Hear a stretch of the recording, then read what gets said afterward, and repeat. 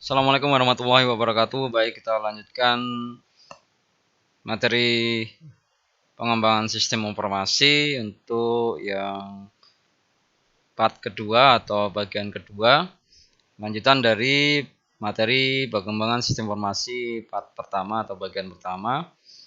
Yang kemarin sudah menjelaskan beberapa hal kaitannya dengan sebuah langkah-langkah dari pengembangan sistem informasi ditinjau dari beberapa fase dan juga ada beberapa prinsip-prinsip yang harus dilakukan dari sebuah pengembangan sistem informasi.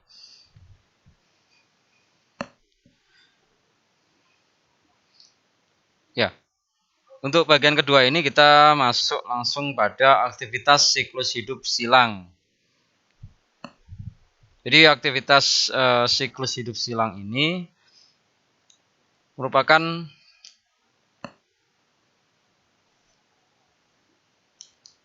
aktivitas apapun yang saling menggantikan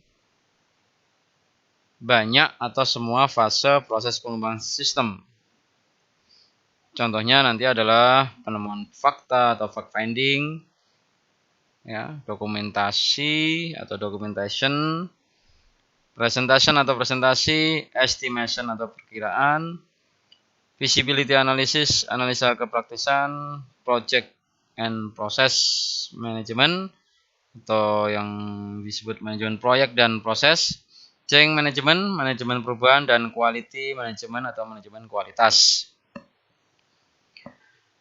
Jadi ini adalah aktivitas yang nanti memang digunakan supaya tidak saling overlap antar beberapa fase-fase yang ada selama ini, ya.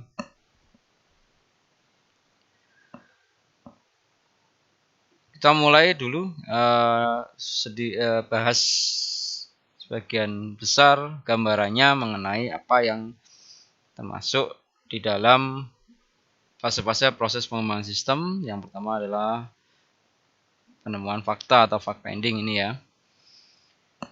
Ini adalah proses formal penggunaan penelitian atau riset, wawancara pertemuan, kuesioner, pengambilan contoh, dan teknik-teknik lain untuk mengumpulkan informasi mengenai masalah-masalah, persyaratan-persyaratan, dan pilihan-pilihan sistem. Juga disebut sebagai information gathering atau pengumpulan informasi atau data collection atau koleksi data. Nanti kalau ada dalam KP atau TA, ini termasuk dalam metode pengumpulan data. Karena di situ ada bisa melalui wawancara atau pertemuan atau kuesioner atau observasi. Sedangkan documentation atau dokumentasi ini dan presentasi ini adalah dokumentasi sendiri, itu adalah aktivitas yang terus-menerus, ya, mengenai pencatatan fakta-fakta dan spesifikasi sebuah sistem untuk referensi saat ini dan di masa depan. Presentasi sendiri adalah aktivitas terus-menerus pengkomunikasian, penemuan, rekomendasi, dan dokumentasi untuk tinjauan ulang oleh para pengguna dan manajer yang tertarik, bisa tertulis maupun lisan. Sedangkan repository sendiri adalah database atau directory file tempat para pengembang sistem menyimpan semua dokumentasi, pengetahuan, dan artefak untuk satu atau lebih sistem informasi atau proyek. Jadi ada kaitannya antara dokumentasi, presentasi, maupun repository ini, ya. Jadi satu hal yang tidak pas satu sama lain. Nanti juga ada feasibility analysis atau analisa kelayakan ini, ya. Dan ada feasibility juga, ada proses dan project management. Ini adalah gambaran dari sebuah, jadi ya, ada dokumentasi, ada tempat penyimpanan, presentasi pengembangan sistem, ya. Dari repository ini, tengah-tengah repository, ya.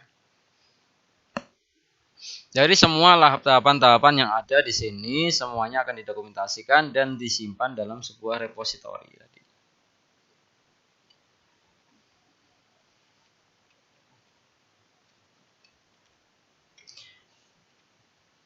Sequential versus iterative development. Jadi ini ada pemodelan yang sequential atau berurutan dan juga lawan dari pengembangan yang interaktif atau berulang nih ya. Ini ada semacam ini ya.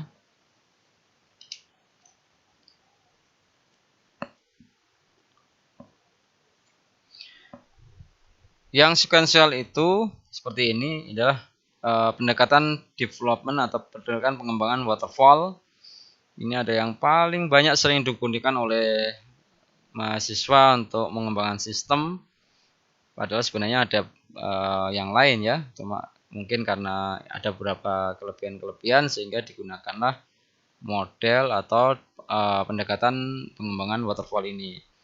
Ini adalah pendekatan untuk analisa dan desain sistem yang secara komplit atau secara lengkap, fase demi fase itu akan berjalan setelah fase yang lain dilewati ya. Jadi ini memang bertahap. Kalau fase pertama belum selesai, dia tidak akan bisa menuju fase yang berikutnya.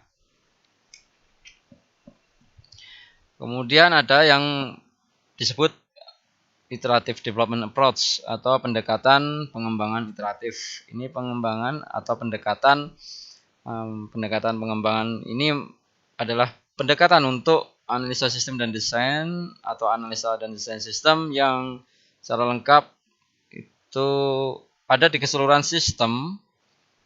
Kemudian dia berulang. Masing-masing perulangan tersebut mengerjakan beberapa desain dan beberapa konstruksi, ya, termasuk di sini yang disebut incremental and spiral, maaf, ya.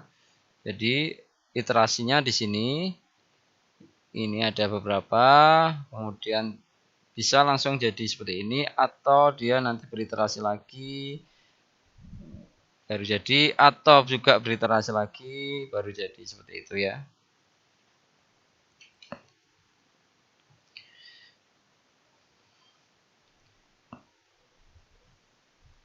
Taksonomi untuk strategi dan metodologi pengembangan sistem. Ini ada gambarnya semacam ini. Ya, dari metode agile itu ada beberapa istilah-istilah yang nanti ada kaitannya dengan metodologi dan strategi. Baik, kita menuju ke yang strategi development atau strategi pengembangan model driven ya. Jadi ada strategi pengembangan model driven, pendekatan model driven ini ya, pendekatan yang dikendalikan oleh sebuah model. Ya. Apa yang dimaksud dengan model driven development ini? Model driven development atau pengembangan model driven ini adalah sebuah strategi ya, sebuah strategi pengembangan sistem yang menekankan pembuatan gambar model-model sistem untuk membantu visualisasi dan analisis masalah, mendefinisikan persyaratan bisnis dan mendesain sistem informasi. Jadi dia dengan bantuan gambar atau dikendalikan oleh model, sebuah model atau gambar, diagram. Nanti ada yang dinamakan juga proses modeling, data modeling dan object modeling. Kalau proses modeling itu sebuah teknik yang berpusat pada proses yang dipopulerkan oleh metodologi analisa dan desain terstruktur atau structure analysis and design yang menggunakan model-model persyaratan-persyaratan proses bisnis untuk memperoleh desain perangkat lunak efektif untuk sebuah sistem.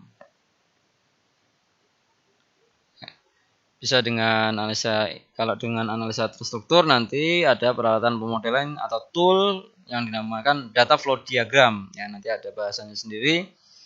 Jadi data flow diagram atau diagram aliran data itu nanti mengilustrasikan aliran data melalui serangkaian proses bisnis ya. Yang kedua, data modeling. Ini sebuah teknik berpusat pada data yang digunakan untuk memodelkan persyaratan-persyaratan data bisnis dan mendesain sistem-sistem database yang memenuhi persyaratan-persyaratan tersebut. Nanti ini adalah model-model data yang sering ditemui nanti adalah IRD. Mungkin kalian di semester sebelumnya Anda sudah mengenal yang namanya IRD, Entity Relationship Diagram atau diagram hubungan entitas. Yang ketiga ini adalah object modeling. Ini object modeling adalah sebuah teknik yang mencoba untuk menyatukan data dan proses ke dalam konsepsi tunggal yang disebut objek. Model-model objek adalah diagram-diagram yang mendokumentasikan sebuah sistem dalam artian objek-objeknya dan interaksi-interaksi mereka. Nah, ini adalah pemodelan objek nanti yang basisnya adalah metodologi analisa dan desain berorientasi objek. Ada mata kuliah tersendiri juga ini. Nah, nanti supaya tidak overlapping dengan mata kuliah yang pemodelan analisa dan desain sistem berorientasi objek, nanti ada beberapa yang hanya saya gambarkan secara sekilas yang mengenai pemodelan objek ini ya. Sekarang ada yang namanya model logik dan model fisik ini ya, model logikal dan model secara fisik ya.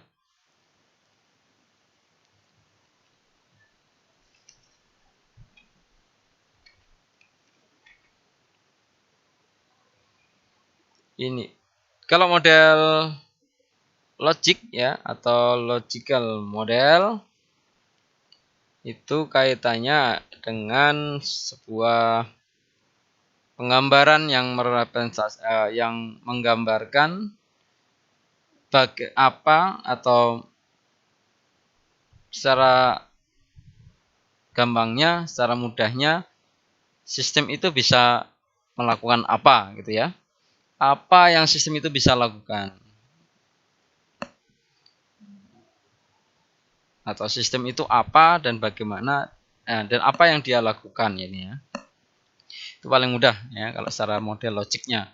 Kalau model fisiknya atau physical model itu teknik yang menggambarkan nanti sistem itu bagaimana dia diimplementasikan.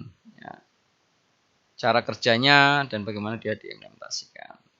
Tapi kalau kaitannya dengan fungsi fungsional sistemnya itu nanti logical model. Kalau bagaimana sistem itu bekerja atau diimplementasikan ya, diterapkan itu nanti kaitannya dengan physical model. Ini strateginya dari model driven development ya, nanti bisa dipelajari ya. Ada kaitannya dengan ini. Kemudian ini adalah keuntungan dan kelemahan atau keunggulan dan kelemahan dari model driven development ya. Jadi ada beberapa keunggulan atau kelebihan dari model development. Model driven development ya.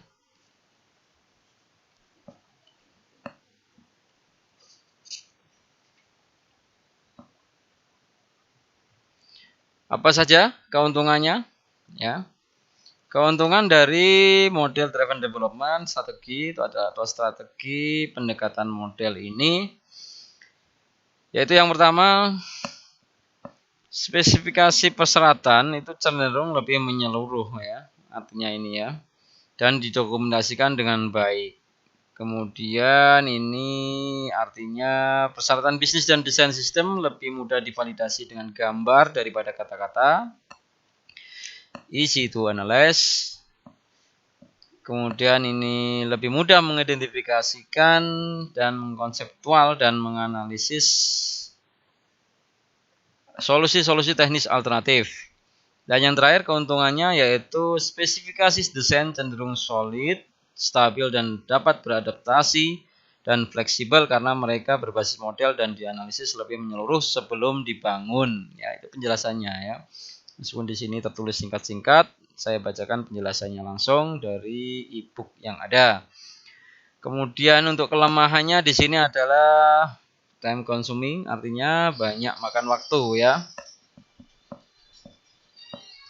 Banyak makan waktu. Kemudian untuk model tersebut sekaligus pemahaman para pengguna akan persyaratan tersebut.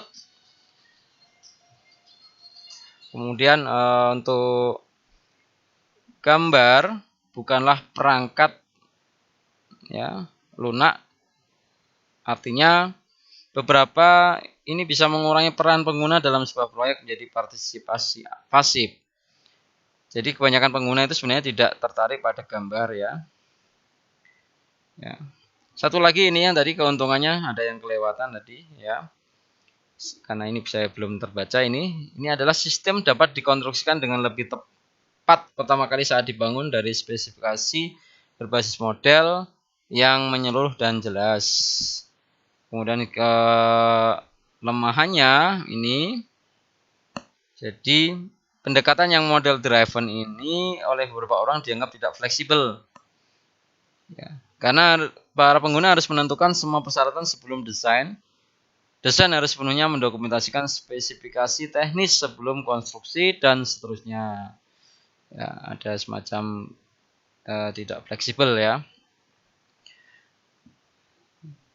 Strategi development yang berikutnya adalah Rapid Application Development Strategy atau RAD. Ini juga nanti adalah strategi pengembangan aplikasi yang secara cepat ya. Rapid Application Development itu sendiri artinya sebuah strategi pengembangan sistem yang menekankan kecepatan pengembangan melalui keterlibatan pengguna yang ekstensif dalam konstruksi cepat, berulang, dan bertambah. Serangkaian prototipe bekerja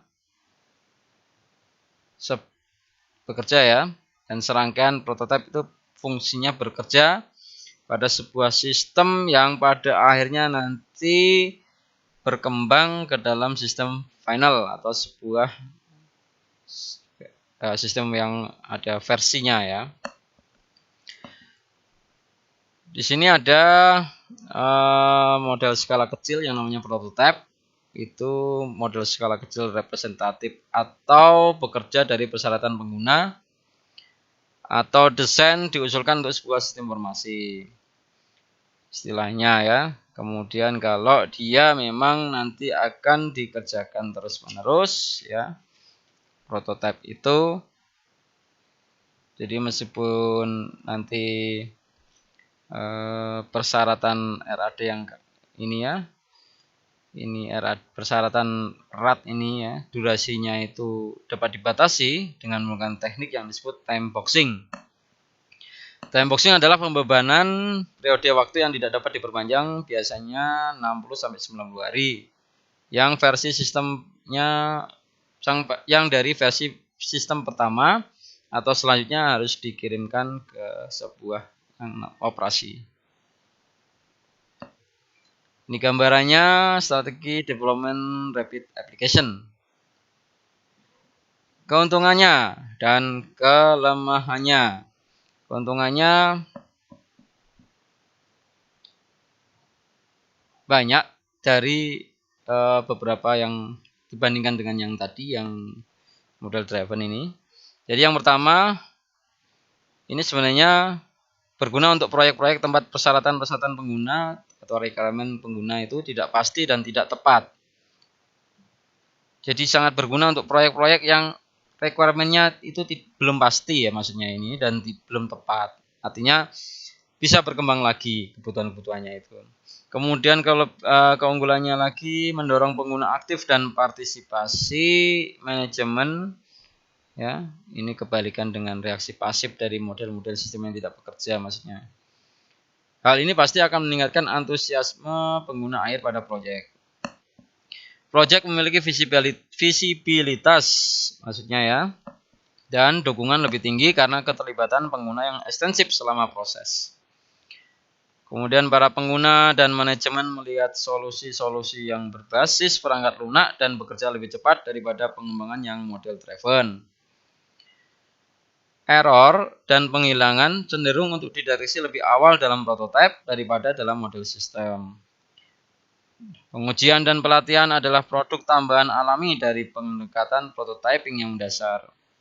Dan yang terakhir adalah pendekatan berulang adalah proses yang lebih alami karena perubahan adalah faktor yang diharapkan selama pengembangan.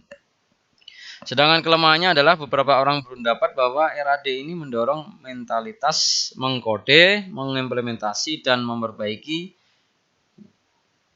yang meningkatkan atau semakin menambah biaya yang diperlukan untuk mengoperasikan, mendukung, dan merawat sistem. Itu kelemahannya. Prototipe RAD ini dapat dengan mudah memecahkan masalah-masalah yang salah karena analisis masalah disingkat atau diabaikan. Ya. Jadi malah jadi kelemahan ya. Sedangkan yang ketiga kelemahannya adalah prototipe berbasis RAD ini mungkin membuat para analisis bahasanya minder ya untuk mempertimbangkan alternatif teknis yang teknis lain yang lebih bernilai. Kadang-kadang lebih baik membuang sebuah prototipe, tapi para stakeholder sering enggan melakukannya karena mereka menganggapnya sebagai hilangnya waktu dan usaha dalam produk saat ini. Dan yang terakhir, penekanan pada kecepatan dapat berimpak buruk terhadap kualitas yang disebabkan ya adanya shortcut atau jalan-jalan pintas yang disarankan dengan buruk juga melalui metodologi tersebut. Jadi cepat belum tentu baik ya. Itu yang dari kelemahan dari RAD ini ya. Berikutnya adalah strategi implementasi paket aplikasi komersial. Ini beda lagi ya karena sudah komersial ini ya.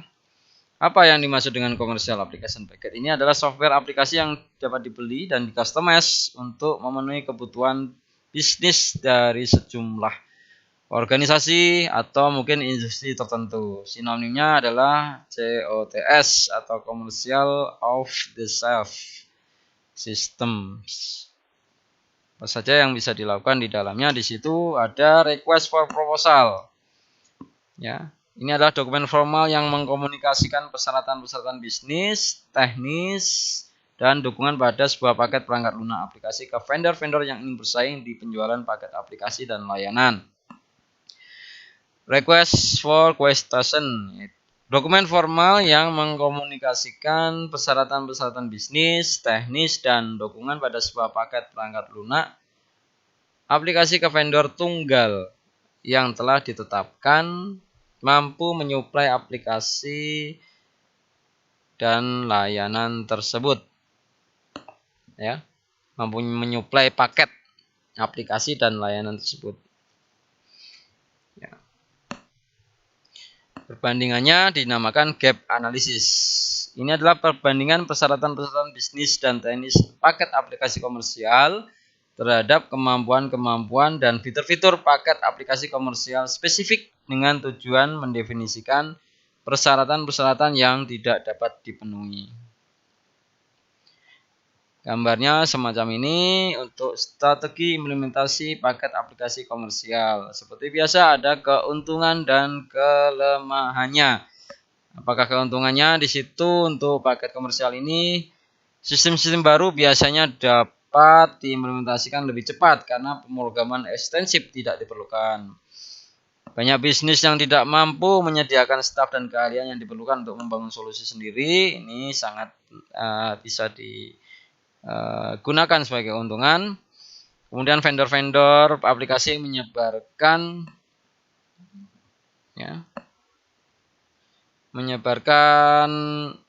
biaya pengembangan pada semua pelanggan yang membeli perangkat lunak mereka. Jadi mereka dapat berinvestasi dalam perbaikan berkesinambungan dalam fitur, kemampuan, dan kegunaan yang tidak mampu disediakan tiap bisnis. Yang terakhir adalah vendor aplikasi menerima tanggung jawab perbaikan sistem yang signifikan dan koreksi error. Kelemahannya, implementasi COTS ini yang berhasil itu bergantung pada keberhasilan jangka panjang dan kelangsungan hidup vendor aplikasi. Jadi jika vendor bangkrut, mungkin bisa kehilangan dukungan teknis dan perbaikan selanjutnya dari pengguna ya. Itu akan mengalami loss kontak dengan vendornya karena vendornya bangkrut. Sebuah sistem yang dibeli jarang merefleksikan solusi yang ideal bahwa bisnis dapat meraih keberhasilan dengan sistem yang dikembangkan in-house yang dapat kustomisasi atau customize, bahasa bakunya ya kustomasi, bahasa Inggrisnya customize ya, untuk harapan-harapan manajemen dan para pengguna yang tepat. Artinya sistemnya sudah bagus semacam itu ya. Untuk customize biasanya agak sulit karena sudah paket baku dari vendor. Tapi kalau mau customize sendiri berarti kan harus membuat sendiri. Bukan beli ya. Atau komersil yang sudah jadi. Yang terakhir adalah paling tidak ada pengelolaan pada perubahan-perubahan proses bisnis untuk beradaptasi pada perangkat lunak ya. Strategi yang berikutnya adalah strategi hybrid. Ya, hybrid ya. Jadi menyatukan antara iterasi dengan model driver nanti ini. Pandangan dari perawatan sistem ya. Ada semacam ini yang dinamakan teknologi dan peralatan teknologi terotomasi ya, atau automated tools and technology. Ada CASE atau Computer Aided System Engineering, ada ADS Application Development Environment, dan Proses dan Project Manager. Apa yang dimaksud dengan CASE ini? CASE ini adalah semacam penggunaan peralatan perangkat lunak terotomatisasi yang mendukung pembuatan gambar dan analisis model-model sistem dan spesifikasi-spesifikasi yang berhubungan. Ya, beberapa peralatan CASE juga menyediakan kemampuan prototyping dan penghasil kode. Sedangkan CASE repository itu adalah database pengembang sistem tempat pengembang dapat menyimpan model sistem, deskripsi dan spesifikasi terinci dan produk-produk lain pengembangan sistem. Padanan katanya adalah dictionary atau kamus dan ensiklopedia. Untuk berikutnya ada yang dinamakan juga ini ya. Jadi forward engineering dan reverse engineering. CASE tool dari yang ada tadi itu ada kemampuan yang namanya forward engineering dan reverse engineering. Kalau untuk forward engineering itu adalah kemampuan peralatan CASE yang dapat menghasilkan kode perangkat lunak atau database awal langsung dari model-model sistem. Jadi forward dia mengenerate sebuah software dari atau database atau code database langsung dari sistemnya itu ya.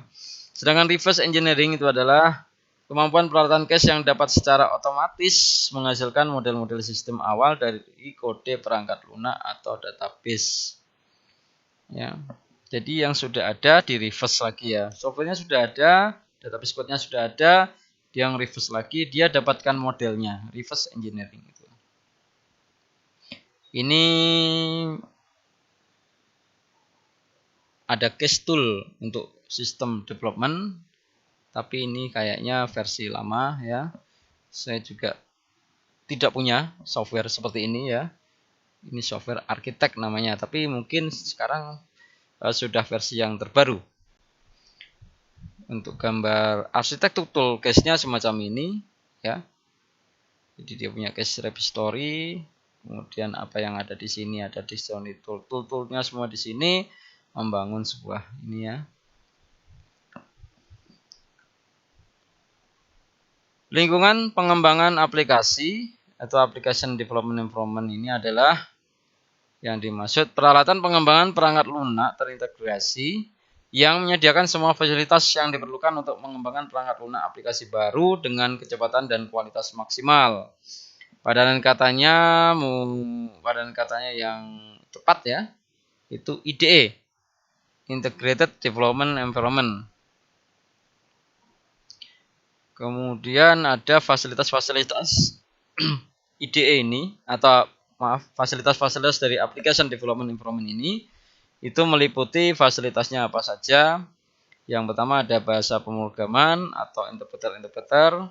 Kemudian ada peralatan konstruksi antarmuka, middleware, Ini perangkat lunak yang membantu para programmer mengintegrasikan perangkat lunak yang sedang dikembangkan dengan berbagai macam database dan jaringan komputer. Testing tool, peralatan pengujian, peralatan kontrol versi, kontrol untuk versi maksudnya ya. Kemudian peralatan help authoring dan repository link.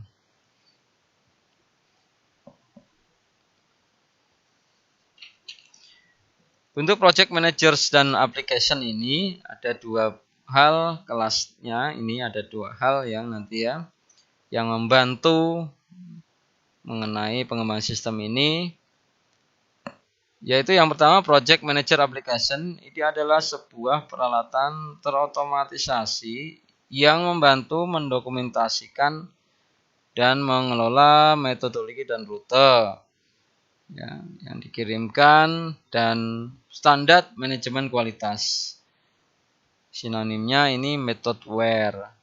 Sedangkan project manager application ini adalah tool atau peralatan terotomatisasi yang membantu merencanakan aktivitas-aktivitas pengembangan sistem. Aktivitas pengembangan sistem. Jadi lebih disukai, maksudnya ini ya, lebih disukai dengan menggunakan metodologi yang disetujui. Memperkirakan dan menugaskan sumber-sumber daya termasuk manusia dan biaya.